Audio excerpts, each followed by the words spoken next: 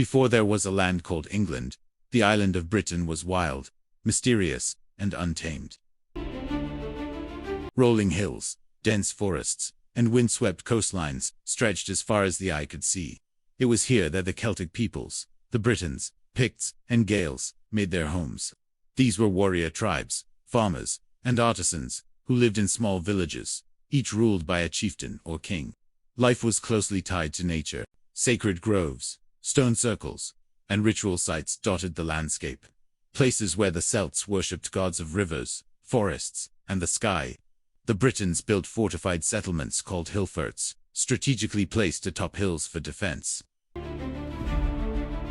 The Picts, in the north, carved mysterious symbols into stones, telling stories of battles, ancestors, and the spiritual world.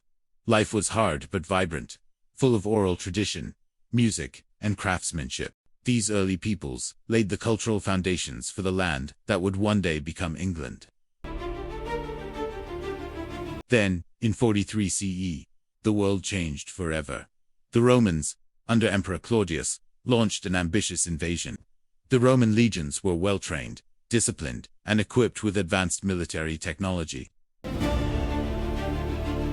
They crossed the English Channel and brought the island into the orbit of the vast Roman Empire. Cities, forts, and roads began to emerge. Londinium, which would become London, was founded as a major trading hub. Ebericum, now York, and Camulodunum, now Colchester, grew into bustling towns. The Romans brought more than military might. They introduced law, governance, and administration, transforming the tribal societies into organized provinces. Aqueducts, public baths, and amphitheaters appeared.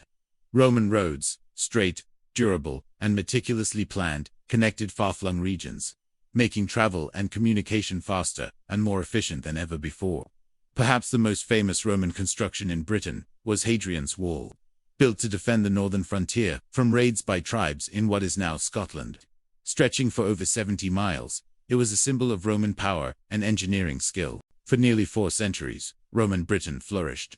Trade expanded, towns grew, and Roman culture mingled with Celtic traditions. But as the Roman Empire weakened, cracks appeared. By the early 400s CE, Rome could no longer sustain its distant provinces. The legions withdrew, leaving Britain to fend for itself. Without Roman authority, the towns and roads began to decay, forts were abandoned, and a power vacuum emerged. Into this void stepped new waves of invaders and settlers from northern Europe, a story that would continue the transformation of Britain. But even in the absence of Rome, the legacy of its occupation endured. Roads, towns, and knowledge of law and administration remained. The island was no longer just a collection of tribal societies. It had experienced the organization, discipline, and culture of one of history's greatest empires. The stage was now set. Britain was a land of opportunity, vulnerable to invasion, yet enriched by centuries of Roman influence. It was here, amidst rolling hills, sacred stones, and abandoned forts, that the story of what would become England began, a story of conquest, survival, and the blending of cultures that would shape the nation for centuries to come. After the Romans withdrew from Britain in the early 5th century, the island was left in a fragile state. Cities and towns once vibrant under Roman rule fell into decay, and the tribal societies of the Celts struggled to maintain order. Into this vacuum came new peoples from across the North Sea, the Angles, Saxons, and Jutes, Germanic tribes from what is now modern Germany, Denmark, and northern Europe. These invaders were not mere raiders. Many came as settlers seeking fertile lands, better opportunities, and the chance to establish new homes. The Angles, Saxons, and Jutes began to spread across the eastern and southern parts of the island, slowly pushing the native Britons westward into the hills and forests of Wales, Cornwall, and Scotland. Life for these early settlers was hard but purposeful. The fertile lowlands of eastern England offered rich soil for farming. Villages were constructed from timber and wattle, with thatched roofs and communal halls where families lived and worked together. Each group brought its own customs, beliefs, and gods, yet over time, their cultures began to blend. As the settlers established themselves, they formed small independent kingdoms, each ruled by its own king or chieftain.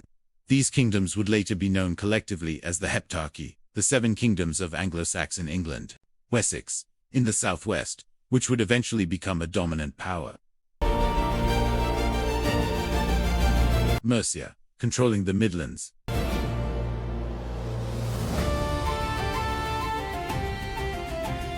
Northumbria, in the north, East Anglia, along the eastern coast, and other smaller territories. Within each kingdom, a sense of identity and law developed. Communities were bound by loyalty to local kings.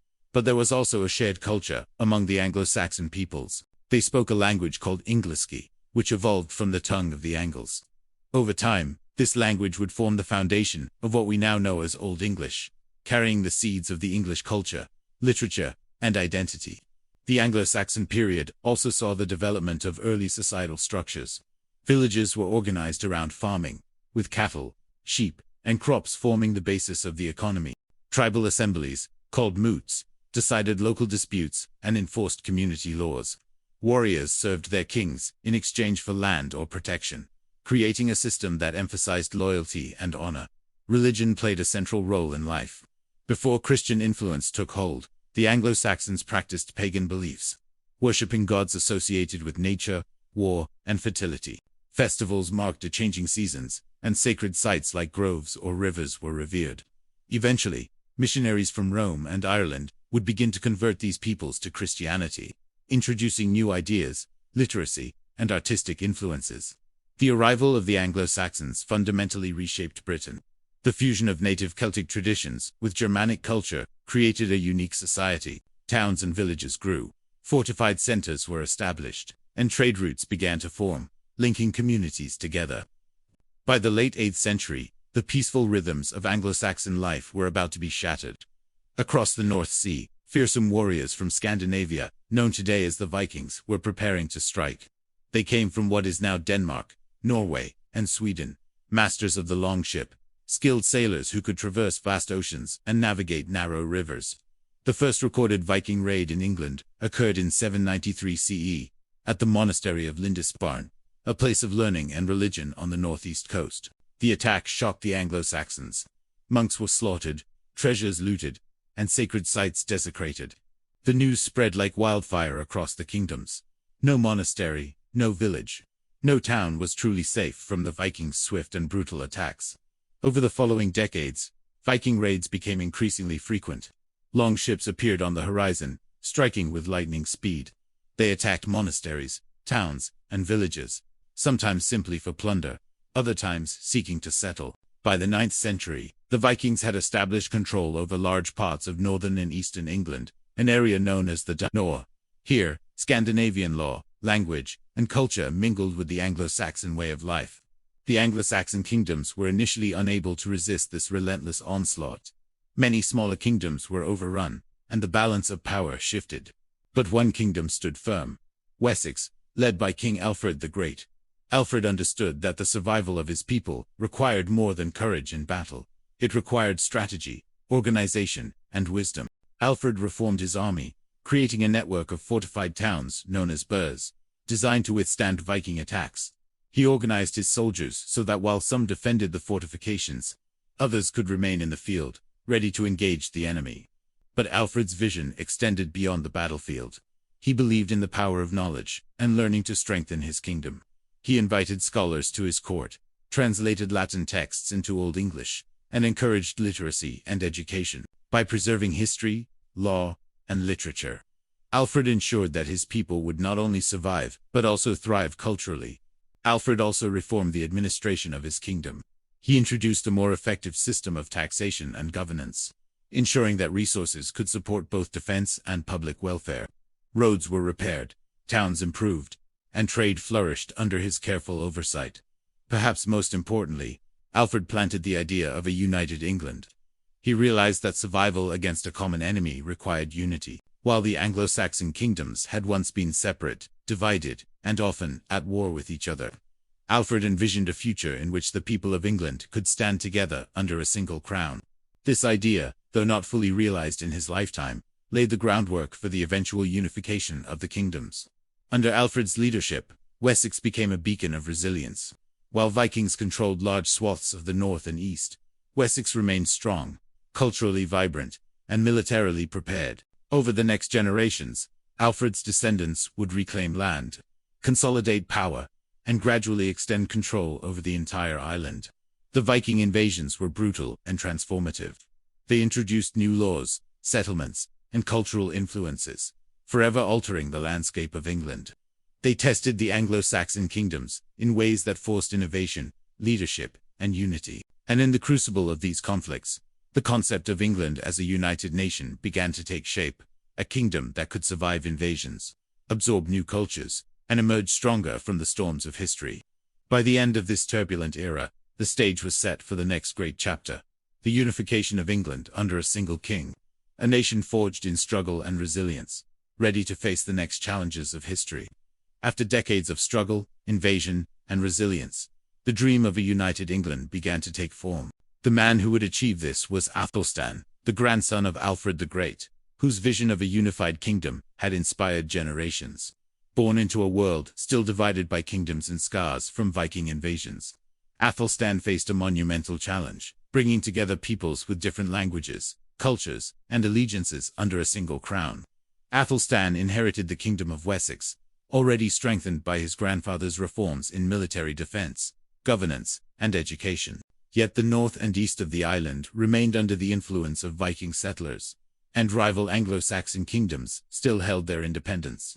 To unify the land, Athelstan needed a combination of diplomacy, strategy, and leadership. Through a series of careful alliances, marriages, and military campaigns, Athelstan extended his influence over Mercia, Northumbria, East Anglia, and the remaining territories held by Viking lords. Each conquest was not just a battle of swords, but also a battle of legitimacy. Athelstan understood that to rule effectively, he had to gain the loyalty of local leaders and nobles. He offered protection, recognition, and honor to those who pledged allegiance, creating bonds that were stronger than mere fear or coercion. By 927 CE, Athelstan succeeded where others had only dreamed. He became the first king to rule over all of England, establishing the island as a single political entity. This was a historic moment, for the first time uniting Celtic, Anglo-Saxon, and Viking peoples under one crown. The symbolic significance of this unification was immense.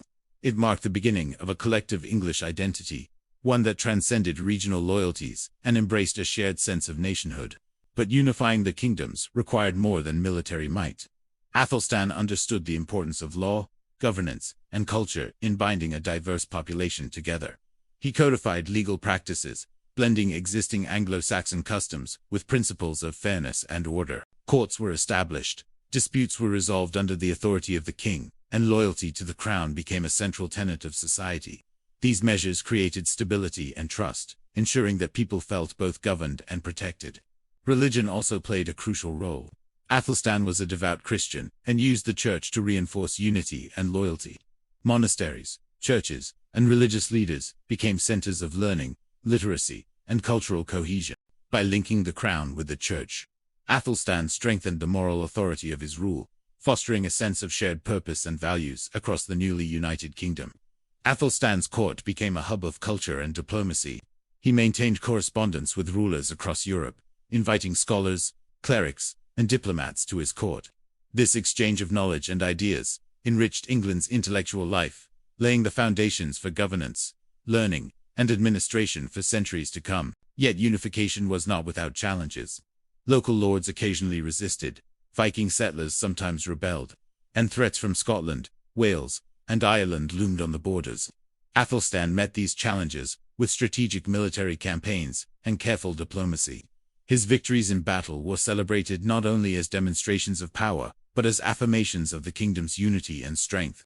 By the end of Athelstan's reign, the Kingdom of England was more than a political entity. It was a cultural and social reality. The people shared a common language, Old English, and a sense of collective identity. Loyalty to the crown, respect for law, and allegiance to the church became unifying forces that transcended regional differences. Athelstan's legacy was profound. He proved that England could be more than a patchwork of kingdoms and territories. He demonstrated that unity was possible, and that law, loyalty, and culture could bind diverse peoples into a single nation. His reign set the stage for future generations, creating a foundation upon which the monarchy, governance, and English identity would continue to develop. In uniting Anglo-Saxon and Viking territories, establishing a single kingdom, and fostering a shared sense of law, loyalty, and identity, Athelstan earned his place in history as the first king of England. Through his leadership, vision, and determination, the scattered lands of the island were transformed into a nation, a kingdom capable of facing future challenges, resisting invaders, and building a legacy that would endure for centuries. The story of Athelstan is not only a tale of conquest, but also a story of vision, diplomacy, and the power of unity. He showed that true leadership is measured not just by the battles one wins, but by the nations one unites, the laws one enforces, and the identity one shapes. England, as a united kingdom, had been born a testament to the enduring dream of a people bound together under one ruler, ready to face the trials of history as one nation. The death of Edward the Confessor in 1066 plunged England into a period of uncertainty and crisis. Edward had no direct heir, and the throne became the focus of competing claims. Among those who asserted their right were Harold Godwinson, a powerful English noble, and William, Duke of Normandy, a distant cousin of Edward, who argued that Edward had promised him the crown. England faced a perilous moment. With rival factions vying for power, the island was vulnerable to invasion.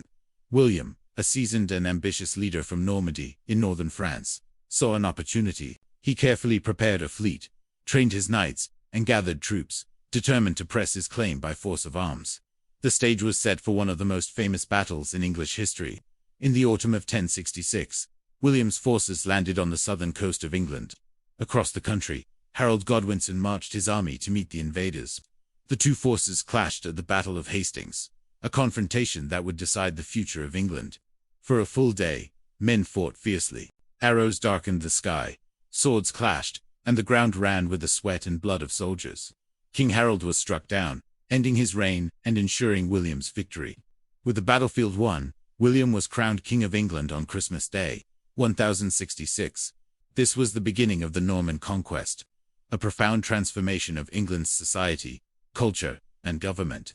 William introduced Norman culture, law, and customs, forever altering the identity of the island. French became the language of the court and administration, while Latin remained the language of the church. Old English persisted among the common people, but over time, it absorbed thousands of Norman words, enriching the language and giving birth to Middle English. The Norman kings faced the challenge of consolidating power over a population that had fought to defend its homeland. To secure control, William built castles and fortifications across England.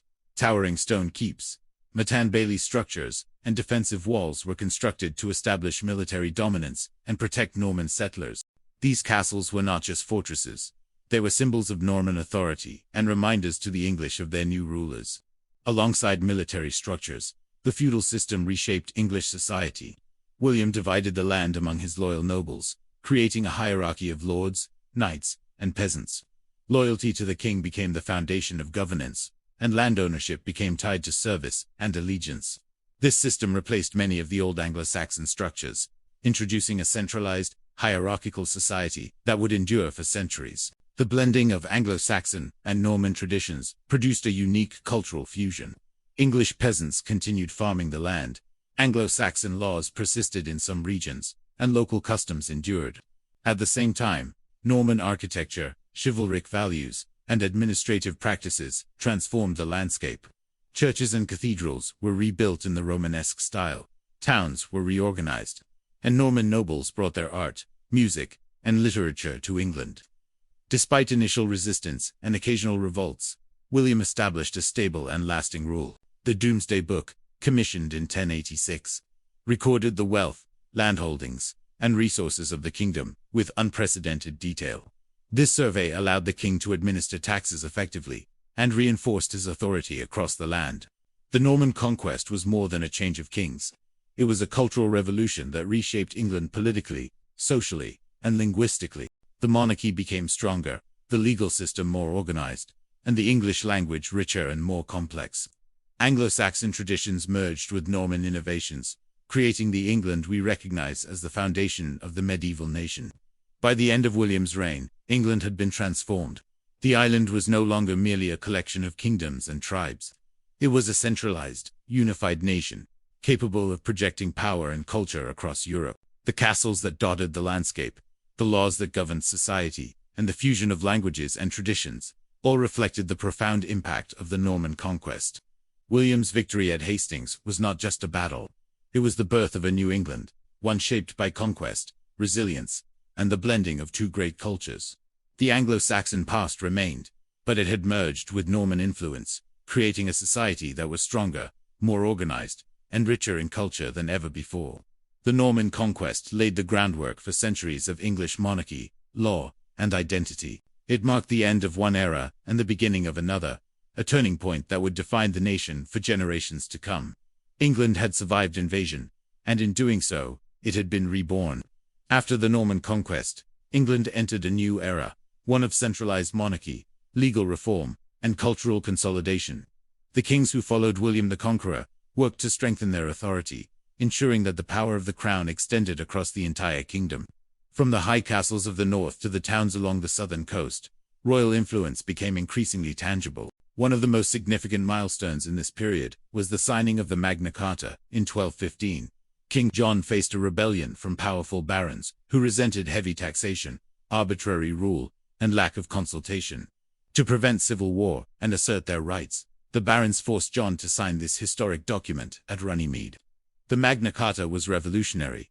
It limited the powers of the king, established that even the monarch was subject to the law, and laid the foundation for what would later become Parliament. Though its immediate effects were limited, it planted the seeds for a system of governance in which the people and their representatives had a voice. Meanwhile, England's towns and trade expanded rapidly. Market towns grew around castles and monasteries, serving as centers of commerce and craftsmanship. Merchants traded goods like wool, salt, and wine, both within England and with continental Europe. Roads improved, river transport flourished, and the economy became increasingly interconnected. This growth of trade not only enriched the kingdom, but also strengthened the social and political bonds that tied local communities to the monarchy. During this period, the English language underwent a remarkable transformation. The fusion of Old English and Norman French produced Middle English, a language rich in vocabulary, expressive in literature, and increasingly standardized. This evolution of language reflected the blending of cultures across England, Anglo-Saxon traditions merging with Norman influence, and helped solidify a shared English identity. Literature, law, and daily communication began to reflect this new linguistic reality, giving people a sense of belonging to a common nation. The monarchy itself became more organized. Kings established administrative systems to collect taxes, enforce justice, and maintain order across their territories. The growing power of the crown brought stability, even as local lords retained influence in their regions. By balancing authority with consultation and law, the monarchy fostered a sense of unity and identity among the English people. Through these developments, centralization of power, legal reform, economic growth, and linguistic evolution, England was transformed from a fragmented post-conquest land into a cohesive kingdom with a growing national identity. The people were no longer defined solely by their local villages or tribal affiliations. They began to see themselves as part of a larger entity. The Kingdom of England, the growth of towns, the rise of trade, and the flourishing of culture reflected the resilience and adaptability of the English people. It was a period of consolidation and progress, setting the stage for future challenges and expansions. By the end of this era, England had become a kingdom of law, commerce, and culture, a society capable of surviving internal strife, external threats, and the complex dynamics of medieval Europe. In building a kingdom, the English monarchy not only asserted its power, but also laid the foundations for the modern nation-state, blending governance, culture, and identity into a single framework. It was a time of growth, learning, and unity, the period when England truly began to emerge as a nation in its own right. By the late Middle Ages, England had grown into a strong and centralized kingdom, but its ambitions extended beyond its borders. To the west, the rugged hills and valleys of Wales presented both challenge and opportunity. Over centuries, English monarchs sought to assert control over the Welsh principalities. Military campaigns, strategic marriages, and political maneuvering gradually brought Wales under English influence, culminating in the Laws in Wales Acts of the 16th century, which fully integrated Wales into the English legal and administrative system. Meanwhile, across the Irish Sea, England's influence spread into Ireland. Initial contact was driven by trade and limited settlements, but over time, English control expanded through conquest and colonization. English lords established plantations, towns, and military garrisons, and the English crown sought to assert authority over Irish chieftains. While resistance remained, these efforts laid the groundwork for centuries of political, cultural, and social interaction between England and Ireland. The crowning achievement of England's expansion, however, came in the early 18th century. In 1707, after years of political negotiation, England and Scotland entered into a formal union under the Acts of Union, creating the Kingdom of Great Britain. This union unified the two countries under a single parliament, a single monarchy, and a shared legal and economic framework. It was a momentous step. Centuries of rivalry, conflict, and separate identities were transformed into a single political entity. This new kingdom marked the beginning of England's rise as a global power. England, now Great Britain, possessed a centralized government, a growing economy, and expanding military strength. Trade flourished, and the merchant navy became a formidable force on the seas. Ports like London, Bristol, and Liverpool became hubs of commerce, connecting Britain to Europe, Africa, and the Americas. The foundation for the British Empire was laid. Colonies were established in North America, the Caribbean, and Asia, extending Britain's influence far beyond the European continent. The legal systems, culture, language, and institutions of England were carried across oceans, creating a global network that would shape the modern world. English laws, customs, and governance structures became models in distant lands, and trade networks connected Britain to the wealth of the world. Culturally, this era saw the continued evolution of English identity. The blending of Celtic, Anglo-Saxon, Norman, and other traditions created a society that was uniquely resilient and adaptable. Language, literature, and governance reflected centuries of interaction and integration, creating a nation ready to influence the globe. The unification of England and Scotland, combined with control over Wales and influence in Ireland, transformed a once isolated island into the heart of a global kingdom. Great Britain emerged as a nation capable of projecting power, wealth, and culture across continents, setting the stage for centuries of exploration, colonization, and international influence. In this chapter of history, England's journey from a collection of tribal lands to a united kingdom was complete. It had not only survived invasions and internal conflicts, but had also grown in strength, sophistication, and ambition. The Kingdom of Great Britain stood poised to become one of the most powerful and influential nations the world had ever seen, the precursor to the British Empire, whose reach and legacy would extend to every corner of the globe. The story of England is not just the story of kings, battles, or invasions. It is the story of layers of history, each leaving a mark on the land, its people, and its culture. From the earliest Celtic tribes to the sweeping transformations brought by Romans, Saxons, Vikings, and Normans, England's journey is a tapestry of influence, adaptation, and resilience. The Celts were the first architects of culture on the island. Tribes like the Britons, Picts, and Gaels built fortified settlements, crafted intricate art, and worshipped the forces of nature. Their language, myths, and traditions laid the spiritual and cultural foundations of the land. Even as they were pushed westward by later arrivals, the Celtic influence endured in place names, folklore, and customs that survive in Wales, Scotland, and Cornwall to this day. Then came the Romans, whose legions brought unprecedented organization, engineering, and administration. Roads, towns, and defensive structures like Hadrian's Wall not only reshaped the landscape but introduced concepts of governance, law, and urban life.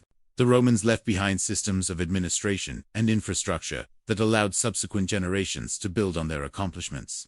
Even after their withdrawal, the imprint of Roman civilization, from roads to legal principles, remained deeply embedded in England. With the fall of Rome, the Anglo-Saxons arrived, forging kingdoms and cultivating a new language, Old English. They brought farming techniques, local governance, and warrior culture. The kingdoms of the Heptarchy created identities that would persist for centuries, and the Anglo-Saxon emphasis on loyalty, law, and kinship formed the foundation for the emerging English nation. Christianity, introduced by missionaries, added another layer of cultural cohesion, linking communities through faith, literacy, and shared values. The Vikings challenged and reshaped these early kingdoms. Their raids, settlements, and integration into English society introduced new customs, laws, and trade connections. The creation of the Danelaw blended Scandinavian influence with Anglo-Saxon traditions, further diversifying culture and language. Yet it was also during this period that the idea of a united England began to take shape. A kingdom, capable of surviving invasions through strategy, resilience, and unity. The Norman Conquest of 1066 marked another dramatic transformation. William the Conqueror introduced Norman governance, French language, and feudal systems. Castles rose across the countryside, symbolizing power and order. English society absorbed Norman art, literature, and architecture, blending these innovations with Anglo-Saxon roots. This cultural fusion created the unique character of medieval England, a nation grounded in history, yet constantly evolving. Over the centuries, England's institutions matured. Kings consolidated authority, laws became standardized, towns flourished, and trade expanded. The Magna Carta and early Parliament established principles of governance that continued to influence democratic systems around the world. The English language evolved through centuries of interaction, combining Celtic, Latin, Anglo-Saxon, and French elements to form a language capable of expressing law, literature, and culture across continents. England's journey from scattered tribes to a unified nation also laid the foundation for its global impact. Its political structures, legal systems, and cultural innovations were exported through colonization and trade. From North America to India, from the Caribbean to Africa, English governance, language, and culture shaped societies and left a legacy that continues to resonate in the modern world. Yet beyond politics and conquest, England's true legacy lies in its ability to adapt, absorb, and transform influences from each successive wave of settlers and invaders. Celts, Romans, Saxons, Vikings, and Normans each contributed threads to the fabric of English identity. Their stories, struggles, and triumphs created a culture that values resilience, innovation, and unity. Today, when we think of England, we see more than just a kingdom. We see a nation forged by centuries of history, shaped by countless individuals, and strengthened through challenges. Its legacy is evident in language, law, literature, architecture, and even the political systems that influence the modern world. From the tribal societies of the Celts to the expansive reach of the British Empire, England's history demonstrates how the interplay of cultures, ideas, and people can create something enduring and transformative. The story of England is, in essence, the story of human resilience and cultural fusion. It reminds us that nations are not born fully formed. They are crafted over generations, shaped by conquest and cooperation, conflict and compromise. Each layer of history, Celtic, Roman, Anglo-Saxon, Viking, Norman, left an indelible mark, contributing to a nation capable of adapting to change while preserving its identity. England's journey from scattered tribes to a unified, influential nation is a testament to the power of culture, law, and leadership. Its legacy endures not only in the landscapes, cities, and monuments of the island, but also in the ideas, institutions, and languages that have spread across the world. It is a story of transformation, resilience, and the enduring impact of history, a story that continues to shape our world today.